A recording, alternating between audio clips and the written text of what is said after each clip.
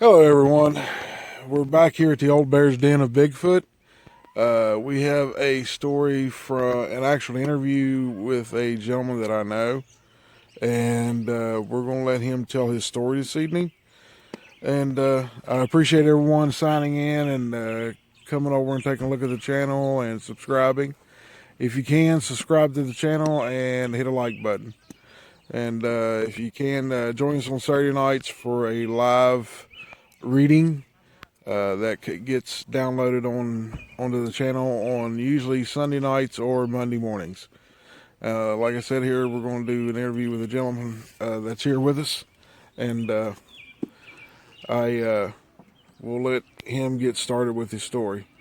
How did you how did you feel about when you were before you saw this? How did you feel about Bigfoot? I thought it was a bunch of junk. I was a very skeptic. I'd watch it on TV, and I'd tell my wife, "Them bunch of idiots, they ain't nothing to this stuff," and I'd just laugh and make fun of them and everything. But 2002, during bow season, my youngest son and I went back up where we live at, in Sissonville. We was bow hunting. I put him on this one point, and I told him, I said, "I'm going to walk one out the ridge here." I walked probably 100, 150 yards away from him, and I had a crossbow. This crossbow had a 4x32 power scope on it, regular crossbow scope, and everything. Back then, you couldn't hunt with a crossbow unless you had a special permit, which I did have a permit because I've got a severe back problem. But anyway, as I was walking out through there, I got out there on my point, and I was set up and everything. Hadn't been set up probably 10 minutes. I smelt this ungodliest smell I ever smelled in my life.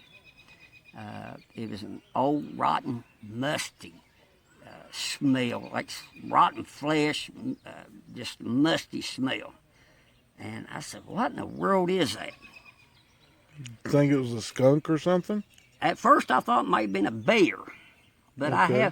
I have bear hunted before, and I mean, my mind went back. I've never smelt a bear smell like this. Right. It was a coyote stinks, but this was worse than what a coyote ever thought about stinking.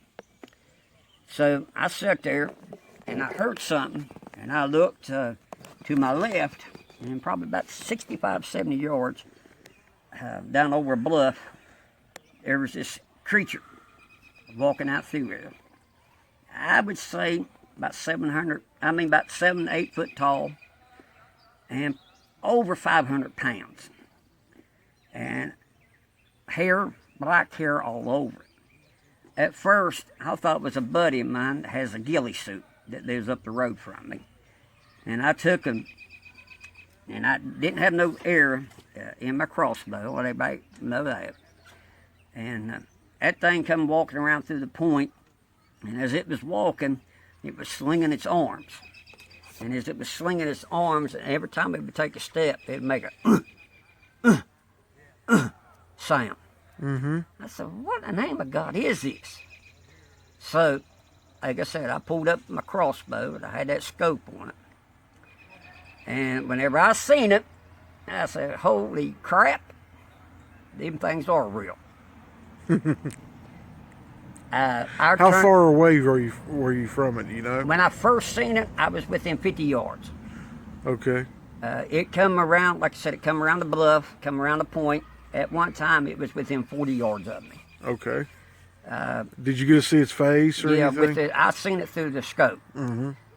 Hair all over its face. It looked like a man's face, features and everything like that, but a whole lot bigger. Right.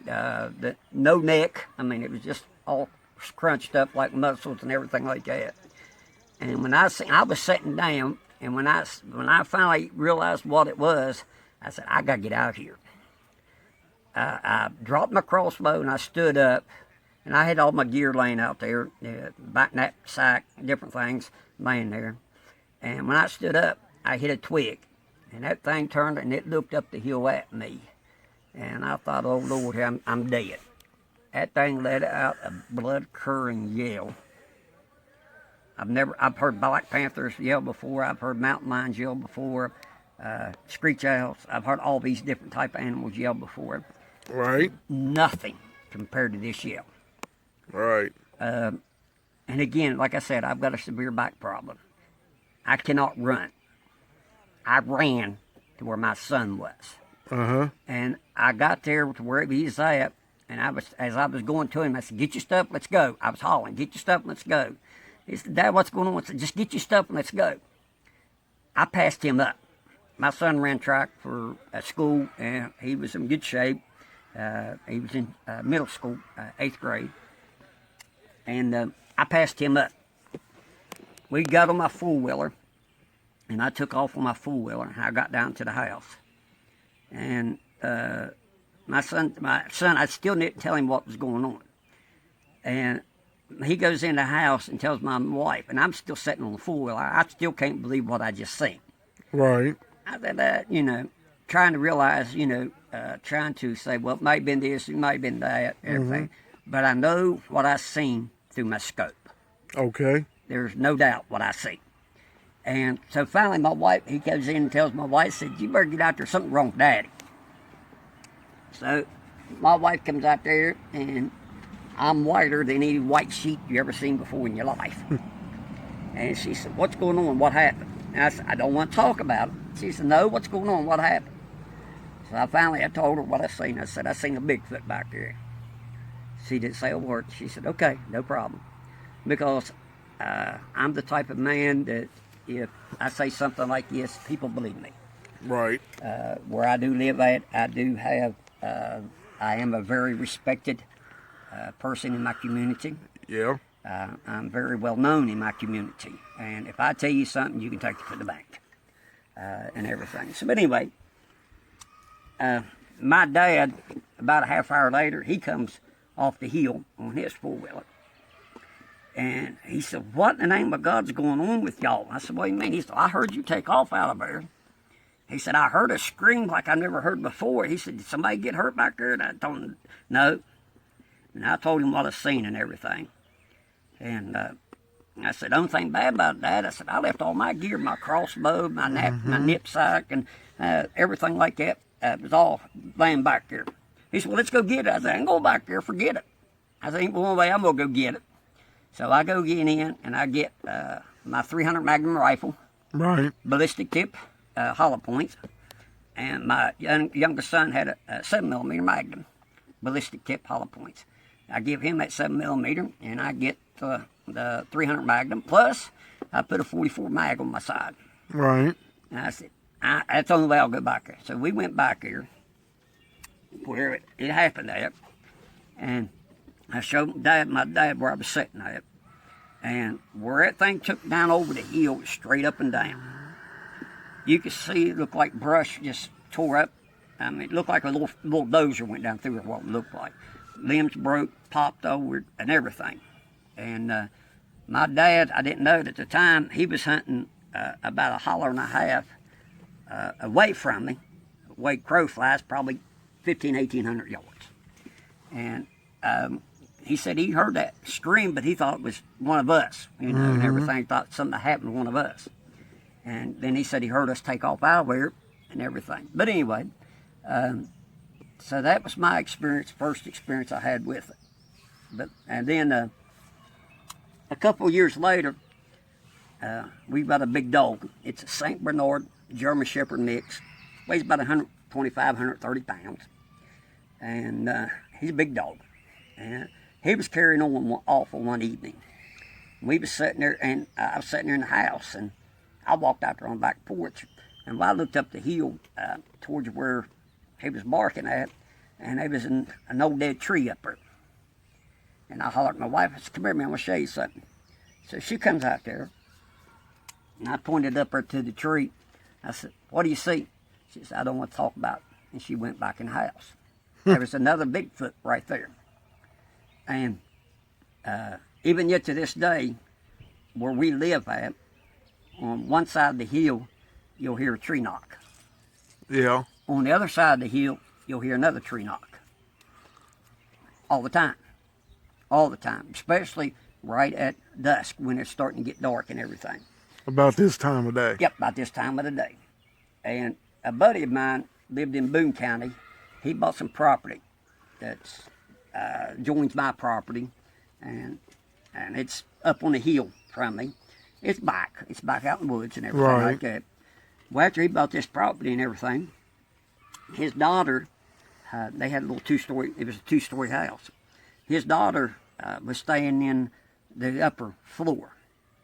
And one night, about 1 o'clock in the morning, she heard something twice the side of the house. And again, you got to remember, this is a two-story house. Right, so it's come up and smacked the house. Is what Smacked you're the saying. side of the house. Okay. Well, this guy, he coons hunt, he deer hunts. He's a miner. He worked in the mines and everything like that. He goes out there with his big wheat light. He don't see nothing. Well, the next morning, he gets up, he goes outside, and right there underneath his daughter's window, which is about probably 15, 18 foot off the ground, 2 handprints. Big handprints. Like where something smacked the side of the house. Right. And he was telling me about that. And he's told me, heard screams and everything like that. So there's no doubt in my mind that they're around here. My next oldest brother's kid, well, delete that. But anyway, he was up from South Carolina year before last with his grandsons.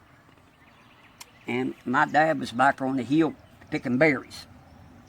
And they was back there picking berries and everything. And his grandsons, they wanted to take a break, so they went down over the hill and was standing around, just playing around and everything like that. And my brother talked about a smell. He said it was an ungodly smell. And he said he looked probably about 50 yards around the hill. There was something peeking out behind a big beech tree. I ain't talking about no little beech. I'm talking about a big beech tree. One where 3 men can't reach around. That big. And he said it kept peeking out. And he said, hollered at my dad. My dad come up there. And he said, "What is that?" And it peeked out. That's all. It's just Bigfoot. Don't pay no attention to it. I mean, that's just the way we look at it. Your dad's reaction was always just Bigfoot, don't worry about it. Yeah. I mean, that's just the way we look at it, everything like that. Okay. They've not done nothing to hurt us, so I don't want to do nothing to hurt you. That's Right. Just, that's the I way I look understand about that. it and everything. So whenever they leave to go home, my brother was telling my mom about that. Well, his 2 grandsons walk in there, and he said, "Papa, are you talking about them 2 big hairy brown things was out there at the bottom, out there in that bottom field playing?" And he said, "What are you talking about?" He said, "Yeah." He said, "While you and Papa was picking berries," he said, "they was 2 big hairy brown things down at the bottom of the field playing and everything." So my dad and my brother go back there and look, and sure enough, it looks like how a hog would waller ground, and it was in hayfield and everything. It was just all tore down. You Right. could see where they'd been pulling stuff up out of the ground, eating and everything like that.